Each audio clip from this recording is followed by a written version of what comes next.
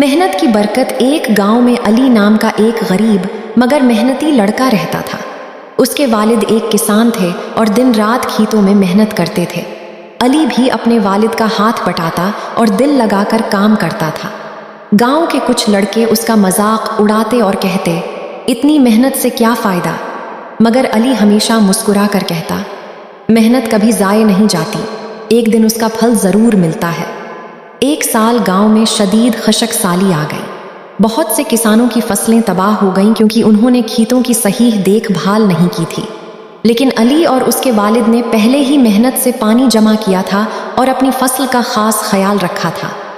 نتیجہ یہ نکلا کہ ان کی فصل سب سے اچھی ہوئی۔ لوگ حیران رہ گئے۔ گاؤں کے بزرگ نے سب کو جمع کر کے کہا، یہ ہے محنت کی برکت۔ جو انسان سچے دل سے محنت کرتا ہے، اللہ اس کی محنت میں برکت عطا فرماتا ہے۔ اس دن کے بعد گاؤں کے سب لوگ محنت کی اہمیت سمجھ گئے اور علی سب کے لیے ایک مثال بن گیا۔